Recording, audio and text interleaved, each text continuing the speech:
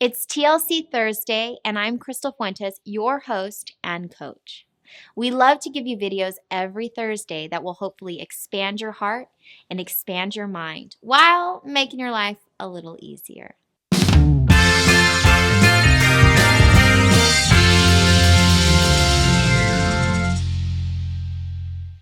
Do you feel like you got some haters on your back? That no matter what you do, they always seem to have something hurtful to say? We all have to deal with some hater-ade once in a while, but it just seems like the more good you do in your life, the more people will want to knock it down. I know I spoke about negative Nancy's in the past videos, but a hater is something way deeper. Here's the difference between the both. A negative Nancy usually is negative without intending to be negative.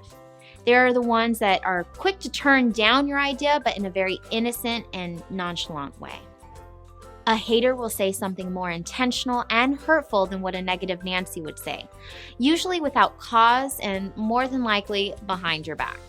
Negative Nancys tend to be from people closer to us, and haters, well, they tend to be people we either don't know at all or aren't close to.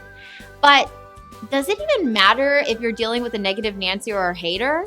No, they both make us feel like shit, don't they? But here's the thing. We must learn how to deal with them both, because if we don't, they will just suck our energy dry and stop us from doing the things we need to do in order to have a great life. So let's get into it here. Here are 3 ways to master the haters in your life. Number 1, don't take anything personally. In the dear words of Don Miguel Ruiz, taking things personally is the maximum expression of selfishness. What people have to say about you, good or bad, really has nothing to do with you. It has everything to do with their perception of you. Did you hear what I just said? You can't skip the hate and take the praise. You must learn to not even take the praise personally as well, because it's still attached to a perception someone else has of you. This practice is very important because it will allow you to detach yourself from the external gratification and allows you to gratify from within. Number 2, always act out of love. I know acting out of love is the last thing you want to do, especially when someone is being so nasty to you, but really, it's the most important thing you can do because love restores your energy. It allows you to see past the hurt and into a place of understanding for yourself and for, the one doing the hating. The truth is, hate doesn't need more hate. Love is always the right reaction. Number 3, say goodbye and let it go. Whether it's a hater on Facebook to a hater in real life, say goodbye. Don't revisit hateful comments and don't revisit a hateful person. Do whatever you can do to rid yourself from toxic people. This could be hard if you're, let's say, a celebrity and deal with thousands of hateful comments a day. But the truth is, you can choose not to see them.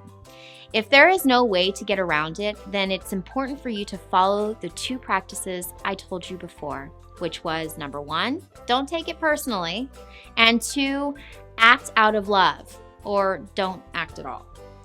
Unfortunately, there is no way to steer clear of hate.